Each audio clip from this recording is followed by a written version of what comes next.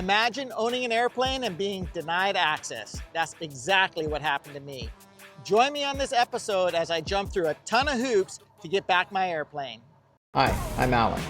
I'm a pilot, sailor, and entrepreneur. And my passion is inspiring others to live life to the fullest. Click subscribe today and join us as we fly, float, and hustle our way through this crazy adventure called life. If not now, when?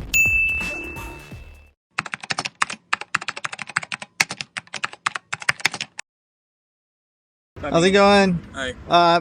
Hangar 420, building 112. Are you flying out? Yeah. It's that. I'll be right back. Yep. You live here, boss, or you live on another island? I'm a resident here. Resident here. Okay, you flying out? Yeah. Building is 420, 112 is the hangar. That's your hangar? Yeah. Okay. Okay. So you need someone from your company to come escort you? Even with the Yeah. Oh, you can't get in with the license anymore? No. Need an AOA now. Oh, it used to be different, yeah? Yeah, it used to be back then. Is it only if you live off island now? Is that the deal? No, even with the off-island transient pilots, they still need to be escorted. Still need to be escorts. There's no more. No more just coming in with my license. Okay. All right. Okay. Right on. My AOA badge expired. It used to be that you could use your pilot's license to get into your airplane. They've changed the rules.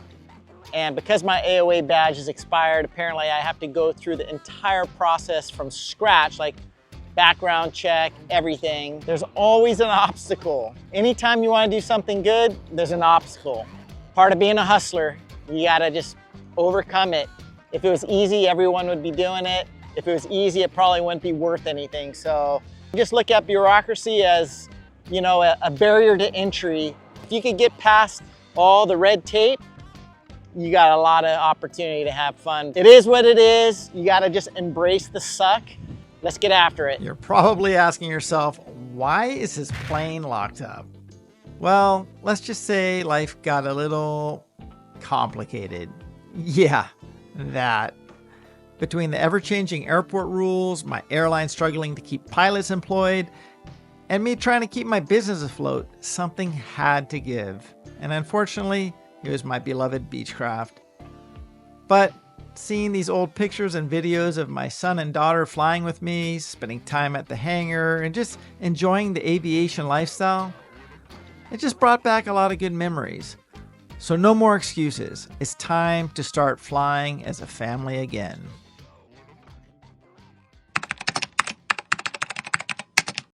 Traffic was a nightmare trying to make it to my appointment on time. They just recently changed where you actually go and get your security stuff, and I have no idea where it is, and I'm running late because traffic was brutal. I think it's over here by the old air traffic control tower. If I miss this appointment, it's going to be a nightmare.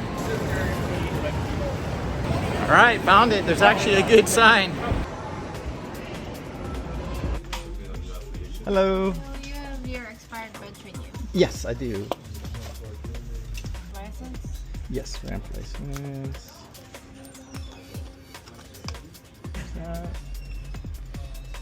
That one's still good. So do I get it back when I get the new badge? You gotta start from scratch.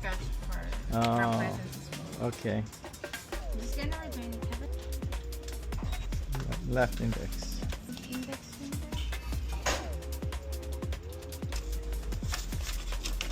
There you go. Alright, that wasn't too bad. Alright, mission accomplished. I got my paperwork, my fingerprints. The digital system kept showing like red lights on some of my fingers, so I asked her, is that normal? I'm not going to get rejected because of it, right? She said, no, it's fine. So fingers crossed, it actually gets processed correctly. I have to just stand by and wait. It could take up to 45 days or it could be 3 days. So we'll see what happens.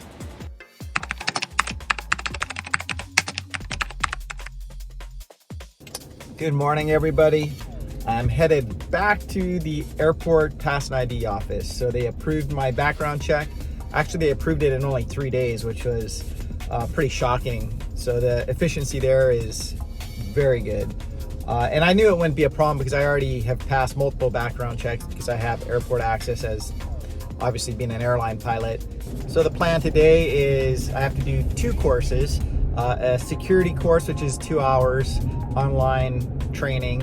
And then I have another 2-hour course, which is for being a signatory, which essentially because my hangar is leased to my business, I have to be the authorized person for the business to sign paperwork and to go through all the security things. So that requires another set of training. So 4 hours of training today, yay! But fingers crossed, if all goes as planned, I'm gonna walk out before lunch with an AOA badge, which will allow me to once again see my airplane. And it's just been kind of a nightmare. Let this be a lesson to you guys. Don't let your paperwork expire, whether it's your car registration or your taxes, whatever it may be. It's so much easier to just do all that stuff on time, because once things lapse, it's just so much harder. So knock out these 4 hours of amazing training and get one step closer to flying Leilani again. All right, mission accomplished. I got my AOA badge. I actually can't show you the badge because it's secure information, but trust me, I got it. I could go to my airplane now. I'm super stoked. I'm not gonna be able to go today actually, as much as I want to, but tomorrow. Tomorrow is the day. Okay, it actually happened. I gained access to my airplane. Walking down the general aviation south ramp, and my hangar is about, I don't know, a couple hundred yards away. All right, hangar 112. Way too long since I've seen Leilani. Ho, ho, ho. There she is. We're gonna open up the hangar, get some light in here, and give her a proper look through.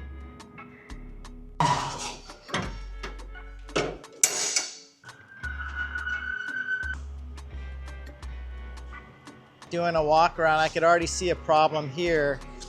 This is a bunch of oil, and it's not from my airplane. It's actually coming from somewhere up there. Yep, there it is. It's coming from that motor for the hangar door, so that needs to be addressed. That's a state of Hawaii thing. Other than that, everything looks pretty good. So far, so good. No major surprises. Well, it feels pretty awesome to get back in the cockpit. It still smells the same. It's really dirty, but I think with the fresh annual and a little bit of elbow grease, she's gonna be right back to where she left off. The only thing I'm a little bit concerned about is this windscreen up here. It looks like maybe some spray that was like a solvent spray or something like that was misted when they were working on the hangar door, and it landed on the windscreen, because it's got like this, it looks like a layer of fog, but it won't wipe off. It's almost like it's etched. So that's a little bit of a concern. I'm thinking I gotta thoroughly clean it first, but I could tell already something's not right. So hopefully it'll be a quick fix. If not, I don't know what we're gonna do, but that's really the only concern I got right now.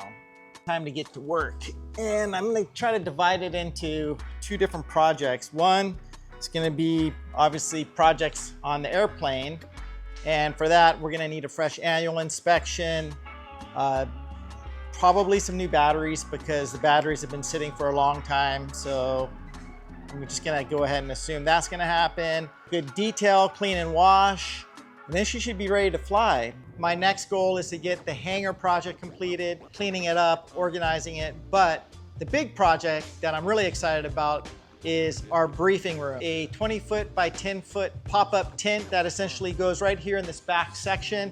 We're gonna have walking space that you could get past the vertical stabilizer of Leilani. It's gonna be tight, but it should be doable.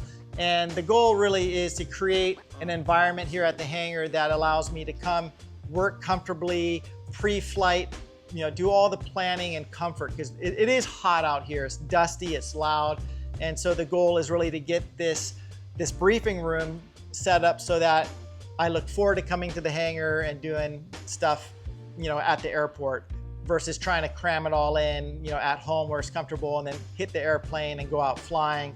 It's just always better to prepare, next to your aircraft if possible, in my opinion. I've got a good lay of the land. I think I know what needs to get done, so I'm gonna call it a day. I don't wanna get totally overwhelmed in here because right now that's what's happening. My brain is just kind of scrambled right now. So I'm gonna take a break. So hopefully I'm gonna come back tomorrow and meet Eric. He's our mechanic. He's also an authorized inspector so he can sign off on the annual. He's also a pilot and a instructor. He's a super solid guy. I'm hoping to get him on the podcast actually, so that would be awesome if he could join us. So that wraps it up for this episode. I hope you guys enjoyed watching it. We have tons of fun stuff coming up. This is just the beginning of Fly Float Hustle. Please bear with me as I learn this whole process of shooting video, editing video, posting it. It's a lot of work and I'm learning as I go. So any comments that you have or suggestions that you have, I'm very much looking forward to reading those. So please post them down below. Please subscribe, hit that notification bell so when I have new content, you guys get notified. And yeah, I look forward to seeing you down the road. Aloha.